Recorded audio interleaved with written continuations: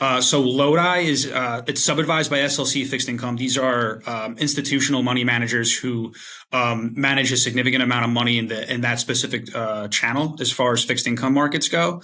And from an interest rate risk standpoint, LODI, it's actually very simple. So there's two major ways you're going to be able to essentially find value as far as an actively managed fixed income portfolio goes: duration management, and then the credit selection as far as the sector exposure of the overall portfolio. Interest rate risk is handled very simply. So LODI actually seeks to just match the duration of that of its benchmark, which is the Bloomberg 1 to 3 year government credit index. So as far as the duration management goes, it's expected to be anywhere from 1.5 to 2 years over the long term. So, towards the short end of the curve as far as that goes.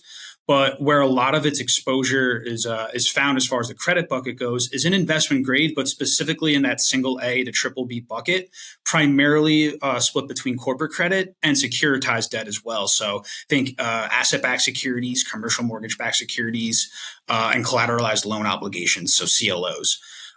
So as far as the selection process goes, this is a bottoms-up fundamental strategy where the team's looking for positive spread opportunities, particularly within the securitized markets, as well as corporate credit as well. So for example, like if I had to look at, if we looked at like the asset-backed security exposure of LODI's portfolio, most of it is expected to be in that triple B bucket, as I mentioned earlier.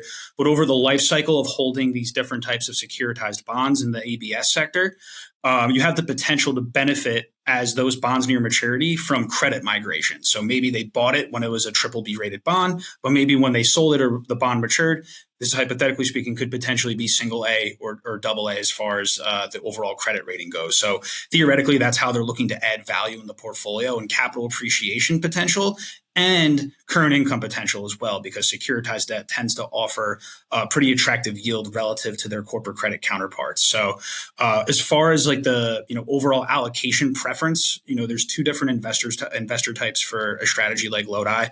One is potentially that cash plus investor. Naturally, there are risks as far as duration and credit risk goes, but for those looking to step out a little bit further onto the curve and take on a little bit more credit risk, there could be an attractive yield case there relative to that of a typical money market or money market like strategy.